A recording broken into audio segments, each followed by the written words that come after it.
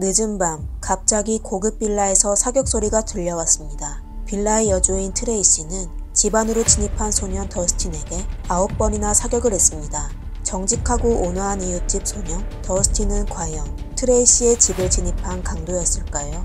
트레이시는 전남편이 더스틴을 고용하여 본인을 해치려고 했다고 하는데 트레이시와 전남편 사이에는 무슨 일이 있었을까요? 또 경찰은 왜 아이들을 보호하기 위해 강도와 싸웠다는 트레이시의 이야기를 처음부터 믿지 않았을까요? 안녕하세요. 미스터리 수서국입니다. 오늘은 가장 위험한 여자, 최악의 여자 트레이시 사건에 대해 말씀드리겠습니다. 사건 속 주인공은 나쁜 여자 중에도 가장 악독하다고 할 수 있습니다. 그녀는 2번의 결혼 생활을 했는데 두 남편 모두에게 고문을 가하고 자신의 목표를 이루기 위해 다른 사람을 해치기까지 했지만 결국 거짓말로 범죄를 은폐했습니다. 이 여성이 바로 가장 위험한 여성으로 불린 트레이시 리히터입니다. 얼리는 미국 아이오와주에 자리 잡고 있으며 인구는 1000명 미만입니다. 1998년에 한 부부가 자녀를 데리고 이 마을로 이사 왔습니다. 아내 트레이시 리히터는 아주 아름답고 우아했으며 그녀의 남편 마이클 로버츠 또한 잘생기고 부유한 호주 사업가였습니다. 그들은 이남 일녀의 귀여운 아이를 두고 있었는데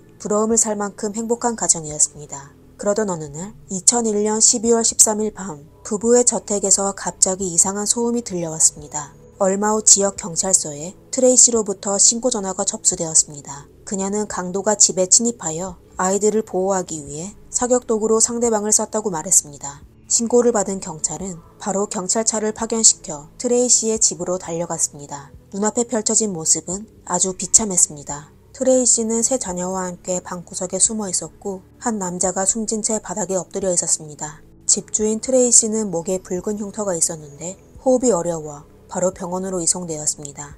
현장을 정리하던 경찰은 피해자가 바로 부부의 이웃인 20세 더스틴 웨데라는 걸 알게 되었습니다. 그가 정말 트레이시의 말대로 무단 침입한 강도였을까요? 이에 경찰은 병원으로 달려가 트레이시의 몸 상태를 파악하고 그녀에게 그날 밤에 일어난 사실을 확인하기 시작했습니다. 트레이시의 말에 따르면 남편 마이클은 그날 출장 중이었습니다. 사건 당시 두 아들들은 거실에서 TV를 보고 있었고 그녀는 화장실에서 막내딸을 목욕시키고 있었습니다. 그러다 그녀는 문이 열리는 소리를 듣게 되었습니다. 당시 남편이 예상보다 빨리 집으로 돌아왔나 했지만 갑자기 아들들의 비명이 들렸다고 했습니다.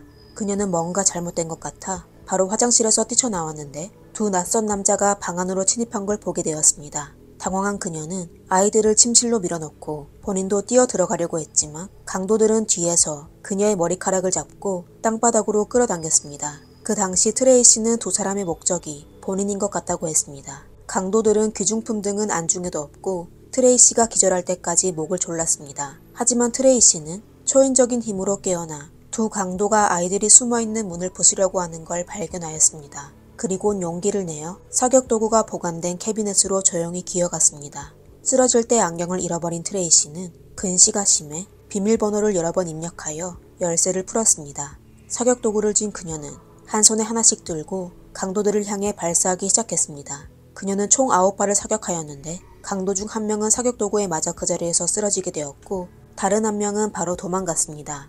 트레이시는 본인이 가족을 위해 강도와 용감하게 싸우는 어머니라고 했습니다. 그리고 그녀의 총에 맞아 숨지게 된 더스틴이라는 강도는 그럴만도 했습니다. 하지만 경찰은 트레이시의 진술을 의심했습니다. 이유는 피해를 입은 강도가 바로 평소 친하게 지내던 이웃 소년이었기 때문이었죠. 우선 피해자 더스틴은 성격이 온화하고 갓 20세가 된 어린 소년이었습니다. 평소에도 범죄를 저지를 만한 사람이 아니었습니다. 더스틴네는 트레이시의 집 근처에 살고 있었는데 트레이시네가 이사온 후 더스틴은 종종 집안일을 도와주었고 가족 간 사이도 아주 좋았습니다. 더스틴의 어머니도 경찰차가 도착한 걸 보고 트레이시의 집으로 달려갔는데 뜻밖의 아들이 숨진 채 있는 걸 보고 큰 충격을 받았습니다. 더스틴의 어머니의 진술에 따르면 그날 저녁 아들이 트레이시 집에 간 이유는 트레이시가 먼저 연락하여 더스틴에게 컴퓨터 수리를 도와달라고 했기 때문입니다. 이후 경찰이 더스틴을 조사한 후 더 큰 의심이 생기게 되었습니다. 트레이시의 말에 따르면 그녀는 총 2개의 도구를 들고 9번을 사격했었습니다. 피해자 더스틴의 몸에는 9개의 상처가 있었죠. 그런데 트레이시는 심한 근시로 그 당시 캐비넷 자물쇠를 여는 것조차 매우 어려웠다고 말했습니다. 그런데 어떻게 시야가 흐려진 상태에서 9번의 사격을 전부 맞출 수 있었을까요? 그리고 그중 3발은 더스틴의 등을 쐈는데 트레이시가 말한 위치에서는 생길 수 없는 상처였습니다. 그리고 트레이시의 증언은 앞뒤 말이 다른 게 있었습니다. 처음 그녀는 두 번째 침입자를 똑똑히 봤다고 경찰에게 자세한 몽타주까지 얘기했지만 추후 신문에서는 두 번째 남자가 스키 마스크를 쓰고 있어 얼굴까진 본 적이 없다고 말했습니다. 그리고 경찰이 정밀하게 조사한 결과 두 번째 침입한 사람의 신발 자국과 지문 등 어떠한 흔적도 발견하지 못했습니다. 즉 두 번째 침입자는 아예 존재하지 않는 것 같았습니다. 여러 의문점에 경찰은 성급하게 정당방위라고 단정할 수 없다고 생각하게 됐습니다. 그리고 그 당시 함께 있던 세 자녀 중 막내딸은 고작 1살이었고 둘째 아들 또한 3살밖에 안 돼 말을 제대로 하지 못했습니다. 11살 장남 베르트만 경찰 조사를 받을 수 있었는데 그의 진술은 트레이시의 진술과 동일했습니다. 트레이시는 정말 자기 방어로 더스틴을 숨지게 한 것입니다. 하지만 아이의 말투는 어색했고 마치 외워서 말하는 것 같았습니다. 이에 경찰은 그의 증언의 진위도 의심하게 되었습니다. 결국 경찰은 사건에 의문점이 많다는 이유로 결론을 내리지 않고 조사를 이어갔습니다. 그러다 트레이시의 사건은 지역 신문에서 공개되었습니다. 현지의 언론은 이런 센세이션을 일으킬 수 있는 사건을 놓치지 않고 트레이시를 영웅으로 포장하여 계속하여 인터뷰하며 여러 토크쇼에도 초대하기 시작했습니다. 영웅 타이틀 덕분에 큰아들 버트의 양육권을 얻게 되었습니다. 맞습니다. 트레이시는 현재의 남편 마이클과 결혼하기 전에 이미 결혼한 적이 있었습니다.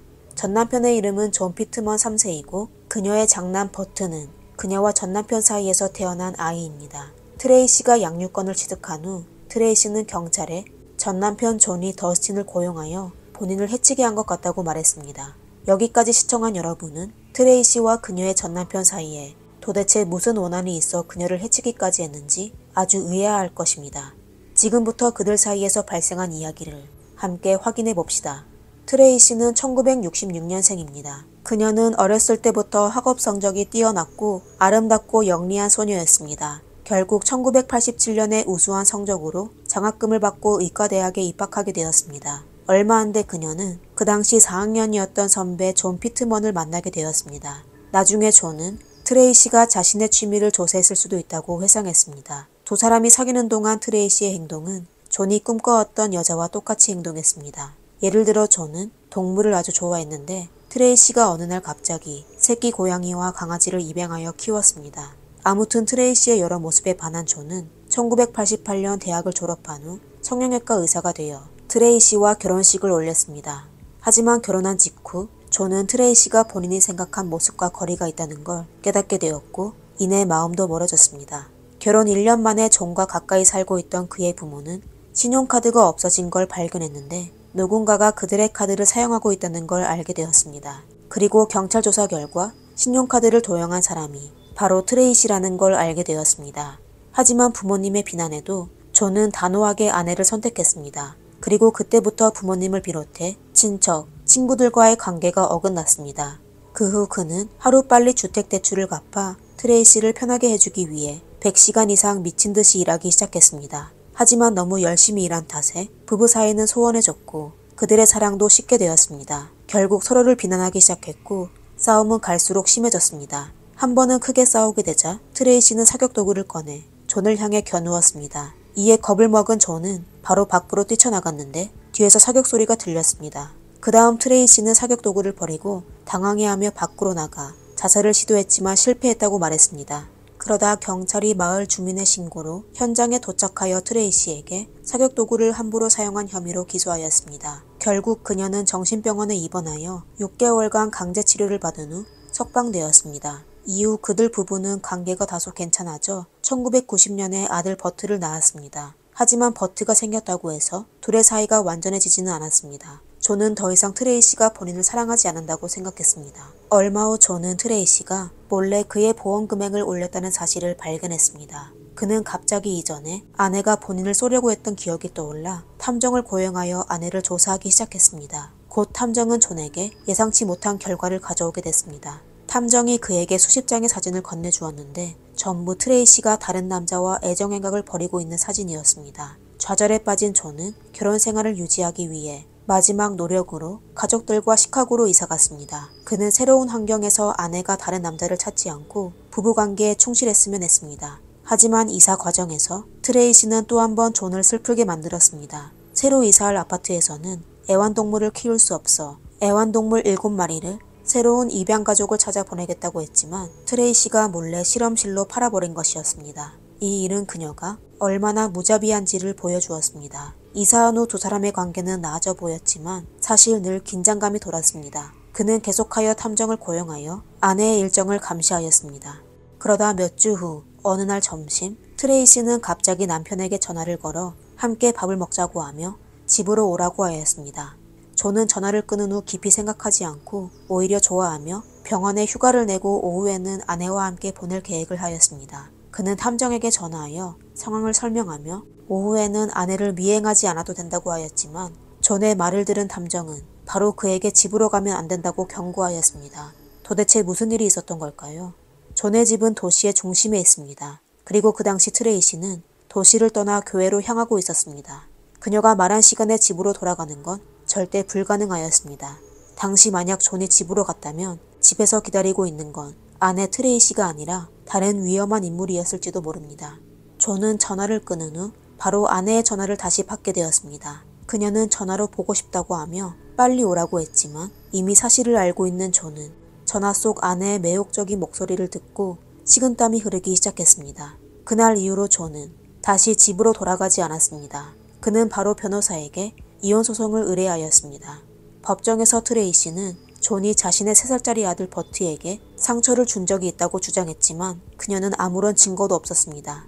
이때 존의 변호사는 트레이시가 남편의 서명을 위조하여 막대한 생명보험에 가입했다는 증거를 제출하였습니다. 소송은 1996년까지 지속되었습니다. 존은 최선을 다했지만 결국 트레이시는 아들의 양육권과 대부분의 재산을 얻게 되었으며 존은 매달 수천 달러의 자녀 양육비를 지불해야 했습니다. 그리고 두 사람이 이혼한 직후 트레이시는 버트를 데리고 현재의 남편 마이클 로버트와 결혼하였습니다. 트레이시와 마이클이 만나서 사랑에 빠진 것도 드라마틱하였습니다. 1996년 트레이시와 그녀의 전 남편이 공식적으로 이혼하기 전부터 그녀는 온라인에서 마이클을 만나기 시작했습니다. 그러다 트레이시가 이혼하자 마이클은 그녀를 만나기 위해 호주에서 미국으로 날아왔습니다. 그리고 두 사람은 18일 만에 결혼하게 되었습니다. 마이클도 존처럼 트레이시가 자신을 가장 잘 이해하고 평생의 동반자라고 생각했습니다. 하지만 결혼에 성공하자 트레이시는 더 이상 연기하지 않았습니다. 그녀는 계속하여 많은 남자들과 육체적인 관계를 맺었을 뿐만 아니라 일부 내연남과 헤어진 후 법원으로 가 그들의 부적절한 행동을 폭로하며 거액의 배상금을 요구했습니다. 그녀가 한 짓에 두 번째 남편 마이클은 매우 고통스러워하였습니다. 주위 사람들은 그의 아내가 바람을 피웠을 뿐만 아니라 내연남과 소송을 하고 있는 걸 전부 알게 되었습니다.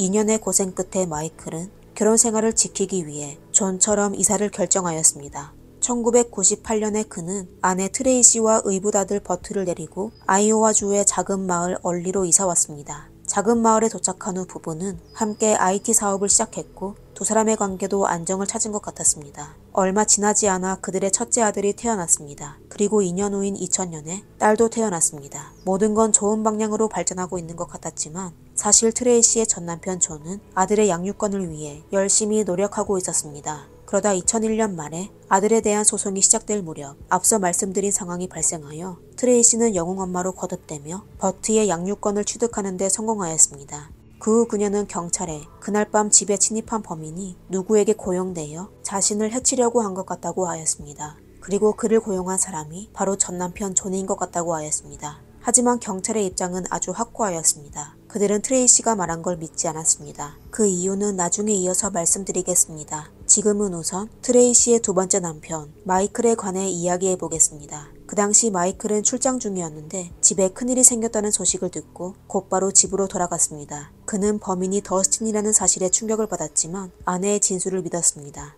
이후 그는 도피 중인 조폭의 행방을 찾기 위해 현상금 1만 달러, 하나로 약 1350만 원을 걸었지만 감감무소식이었습니다. 그러다 시간이 흘러 그들의 생활은 다시 평온을 되찾았습니다. 하지만 트레이시의 외도가 다시 시작되었습니다. 결국 부부는 말다툼을 벌였습니다. 이때 트레이시는 가구를 산산조각 내고 벽을 차 구멍을 뚫으며 아주 폭력적인 행동을 서슴없이 했습니다. 당황한 마이클이 결국 경찰서에 여러 번 달려가 보호를 요청한 적이 있었습니다. 또 한 번은 트레이시가 음식에 약을 투약하여 마이클을 기절시키곤 비닐봉지로 질식시키겠다고 협박했다가 마이클이 기절하기 직전에 숨구멍을 뚫어 해치진 않을 거라고 안심시키곤 했습니다. 트레이시의 이상한 생각에 마이클은 목숨을 걸고 확인하고 싶지 않았습니다. 그의 오랜 설득 끝에 트레이시는 드디어 본인의 생각을 포기하고 그를 풀어주었습니다. 자유를 되찾은 마이클은 바로 집을 떠났고 다시는 돌아오지 않았습니다. 2004년 말에 그는 공식적으로 트레이시에게 이혼 소송을 제기했습니다. 추후 이혼 소송에서 트레이시는 이전과 같이 마이클이 결혼 기간 동안 자신을 구타했으며 아이들에게도 상처를 주었다고 비난하였습니다. 그녀는 경찰서에 찾아가 2001년 말에 자신이 당한 자택 침입 공격은 전 남편 존이 아니라 마이클이 한 것이라고 하며 마이클은 알리바이를 만들기 위해 그날 출장을 떠났다고 하였습니다. 이어 트레이시는 마이클의 잠꼬대를 핑계로 마이클이 잠을 자고 있을 때 이미 더스틴을 이용하여 트레이시와 그의 큰아들을 해치려고 한 걸 인정했다고 하였습니다. 하지만 경찰은 그녀의 진술을 믿지 않았습니다. 3년 후인 2007년 말에 이혼 소송은 마침내 마무리되었고 트레이시는 둘째 아들과 막내딸의 양육권을 얻게 되었습니다. 그녀는 곧 세 자녀와 많은 재산을 들고 네브래스카로 이사하게 되었습니다. 마이클은 미국을 떠나 호주로 돌아가려고 했지만 아이들을 두고 떠날 수가 없었습니다. 그는 아이들과 만나기 위해 트레이시가 살고 있는 도시로 이사했습니다. 하지만 트레이시는 이에 대해 매우 불만스러워했습니다. 이때 그녀는 공식적으로 이름을 소피아 에드워즈로 바꾸었고 영국식 억양을 쓰며 큰 유산을 물려받은 부자인 척하며 살 생각이었기 때문에 당연히 자신의 속내를 잘 알고 있는 전 남편이 자신과 함께 있는 걸 원하지 않았습니다. 그러다 어느 날 그녀는 지역 경찰서에 가 더스틴이 숨졌을 때의 사진을 보여주며 본인의 남편 마이클이 본인을 위협하려고 그녀의 차 안에 몰래 둔 것이라고 신고하였습니다. 하지만 경찰 조사 결과 트레이시의 진술을 증명할 수 있는 증거가 전혀 없었습니다. 게다가 트레이시가 이전에 정부 혜택과 관련해 사기전과 처벌을 받은 적이 있어 경찰은 그녀의 신고를 신뢰하지 않았습니다. 트레이시는 아이들과 함께 행복하고 풍요로운 삶을 살고 있었고 마이클은 멀리서 아이들을 바라볼 수밖에 없었습니다. 이쯤에서 트레이시가 강도를 사격한 사건의 진실은 무엇이라고 생각하시나요? 트레이시는 이웃 소년 더스틴을 숨지게 했는데 정말 정당방위였을까요? 더스틴의 가족들은 정당방위라고 믿지 않았습니다. 더스틴의 어머니는 아들이 내성적이고 과묵하고 수줍음이 많고 온화한 사람이라고 말했습니다. 평소 작은 동물조차 다치게 하지 않았는데 남의 집에 불법 침입을 했다니 말입니다. 그리고 사건 당일 트레이시가 더스틴에게 전화를 걸어 집에 있는 컴퓨터가 고장이나 수리가 필요하다고 말했습니다. 그런데 아들은 어떻게 갑자기 그녀의 집을 침입한 범인이 되었을까요? 경찰이 사건에 대해 후속 발표도 하지 않고 언론 또한 트레이시의 진술을 지지하여 더스틴의 부모는 큰 슬픔 속에서 이혼을 선택했습니다. 더스틴의 아버지는 그 이후로 슬픔 속에 잠겨 결국 1년 뒤인 2002년의 추수감사절에 아들의 묘비 앞에서 스스로 목숨을 끊었습니다. 2003년 더스틴의 어머니 모나는 트레이시를 상대로 민사소송을 제기해 과실상해로 보상금을 요청했습니다만 2005년에 소송은 취하됐습니다. 이후 보도에 따르면 더스틴의 사건에 대해 경찰은 트레이시의 고의상해를 이미 의심하고 있었던 것입니다. 이에 경찰은 그 당시 사건을 매끄럽게 진행하기 위해 더스틴의 어머니에게 고소 철회를 요청하였고 더스틴의 어머니 또한 이를 이해해 주었습니다. 이를 통해 경찰은 처음부터 트레이시의 이야기를 믿지 않았던 걸 알 수 있습니다. 하지만 현장의 여러 부자연스러운 장면 외에도 경찰은 거의 10년 동안 아주 중요한 증거를 공유하지 않았습니다. 그 당시 범죄 현장 밖에 있는 경찰은 더스틴의 차에서 빨간색 표지의 노트북을 발견했습니다. 노트에 적힌 글은 전부 더스틴이 작성한 것인데 안에는 더스틴이 트레이시의 전남편 존으로부터 커미션을 받았다는 내용이 기록되어 있는데 더스틴에게 트레이시와 그의 큰아들 버트를 해친 후 스스로 목숨을 끊은 것처럼 가장해달라고 하였습니다. 더스틴은 노트에 존의 이름과 그의 모습까지 자세히 적었을 뿐만 아니라 그의 개인정보도 많이 적었습니다. 더스틴이 존을 매우 잘 알고 있음을 알 수 있는데 얼핏 보면 그 증거는 트레이시의 진술을 완벽하게 증명하였지만 경찰은 꾸며진 것이라고 추측 중이었습니다. 사실 더스틴은 단 한 번도 일기를 쓰지 않았습니다. 그렇다면 그는 왜 사건 당일만 이렇게까지 민감한 내용을 기록했을까요? 경찰이 볼까 두렵지 않았던 걸까요? 그리고 전남편 존은 왜 어리버리하고 순해 보이는 소년을 고용했을까요? 보통 사람이 범죄를 저지른다면 가능한 한 자신을 숨기려고 합니다. 하지만 더스틴은 개인정보를 최대한 많이 드러내 놓았습니다. 그리고 경찰이 더스틴과 존의 행적을 조사한 결과 두 사람 사이엔 아무런 연관성이 없었습니다. 다시 얘기하자면 더스틴의 노트에 적힌 내용은 분명 누군가가 존을 모함하려고 한 것입니다. 그리고 이런 동기를 가진 유일한 사람은 트레이시였습니다. 2009년에 사우크 카운티의 새로운 검사가 취임하여 바로 인력을 보충하여 사건을 재개하였습니다. 가장 먼저 확인해야 할 건 트레이시가 이 노트의 존재를 알고 있냐는 것입니다. 트레이시가 경찰에 신고한 후 불과 몇 분 만에 경찰이 현장에 도착했습니다. 그 이후 해당 노트는 1급 비밀로 외부에 공개되지 않았습니다. 다시 얘기하자면 트레이시는 해당 노트의 존재를 몰라야 했습니다. 하지만 경찰이 트레이시의 한 친구에게 협조조사하여 트레이시가 경찰의 손에 전 남편 존이 범행을 저지른 걸 증명할 수 있는 노트가 있는데 아무런 조치를 하지 않는다고 얘기한 적이 있다는 걸 알게 되었습니다. 이건 트레이시가 그 노트의 존재를 알고 있었을 뿐만 아니라 노트를 위조하는 데에도 관여했을 가능성이 있다는 것입니다. 법의학 전문가들은 현장 사진과 더스틴의 부상 부위를 분석한 것과 새로운 증거로 더스틴의 머리 뒤쪽에 있는 3개의 상처는 그가 바닥에 엎드려 있을 때 사격당한 것이라는 걸 알아냈습니다. 이건 분명 정당방위가 아닌 의도적으로 한 짓이었습니다. 그리고 그 당시 트레이시 직문에는 부딪힌 흔적이 전혀 없었습니다. 또 더스틴이 방 안으로 침입했을 때 위험한 도구를 손에 들고 있었다는 증거도 없었습니다. 그 당시 병원 의사도 트레이시의 목에 있는 흉터가 그녀가 주장한 스타킹 때문에 생긴 게 아니라 반복적인 마찰로 인해 생긴 것 같다고 하였습니다. 이 새로운 증거를 바탕으로 경찰은 2011년 45세의 트레이시를 체포하고 특급 폭행 혐의로 기소했습니다. 법정에서 검사는 확보된 증거를 바탕으로 사건을 재구성하였습니다. 그날 저녁 트레이시는 더스틴에게 전화를 걸어 자기 집으로 와 도와달라고 했습니다. 이웃집 남자애가 들어오자 트레이시는 사격도구를 들고 그를 위협하며 노트에 그녀가 구술한 내용을 적으라고 했습니다. 그리고 그녀는 더스틴의 목숨을 끝내고 노트를 그의 차에 넣었습니다. 그녀는 현장을 위장한 후 경찰에 신고하였습니다. 또 경찰이 도착하기 전에 더스틴의 숨통을 확실히 끊기 위해 바닥에 누워있는 더스틴을 향해 사격했습니다. 트레이시의 변호인은 그녀의 큰아들 버트를 다시 증인석에 서서 범죄 당일의 이야기를 들려달라고 요청했지만 결국 배심원단은 검찰의 주장을 믿게 됐습니다. 2011년 11월 7일 판사는 트레이시에게 고의상해 혐의의 유죄 판결을 내려 결국 가석방이 없는 종신형을 선고했습니다. 이후 트레이시는 2번 항소했지만 전부 기각되었습니다. 트레이시의 이야기가 여기서 끝난다고 생각한다면 그녀를 과소평가한 것입니다. 트레이시가 투옥된 후 그녀의 2번째 남편 마이클이 두 자녀의 양육권을 얻게 됐습니다. 그는 아이들을 데리고 호주로 돌아가고 싶었지만 트레이시가 감옥에서 반대하여 자녀들의 여권을 신청하는 데 실패하였습니다. 그녀는 아이들이 호주로 가게 되면 어머니로서 아이들을 만날 수 없게 될 거라고 하였습니다. 그리고 교도소 수감자와 펜팔도 하게 돼 그녀는 죄수에게 보낸 편지에 마이클과 두 자녀의 사진을 끼워놨으며 심지어 주민등록번호 등 개인정보도 같이 보냈습니다. 이건 남편과 아이들이 살고 있는 곳을 쉽게 찾을 수 있는 건데 트레이시는 자신의 가족 생활을 펜팔과 공유하고 싶어서였다고 주장했습니다. 하지만 대부분의 사람은 그녀가 사악한 계획을 한 것이라고 믿었습니다. 마침내 2014년 마이클은 법정에서 두 자녀에 대한 독립 양육권을 얻게 되어 드디어 미국에서 호주로 데려갈 수 있게 되었습니다. 그가 말한 바에 따르면 그는 잠깐 미쳐서 호주를 떠나 미국으로 간 것이라고 하며 18년이란 세월뿐만 아니라 목숨까지 미국에서 잃을 뻔했다고 하였습니다. 이에 호주로 돌아갈 때가 됐다며 평화로운 삶을 살 수 있을 거라고 하였습니다.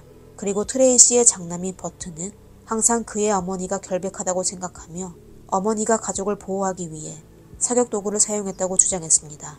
그리고 그는 어머니 트레이시의 무죄를 증명하기 위해 온라인 서명 청원을 시작했지만 10년이 지났는데 겨우 130명의 서명만을 모았습니다.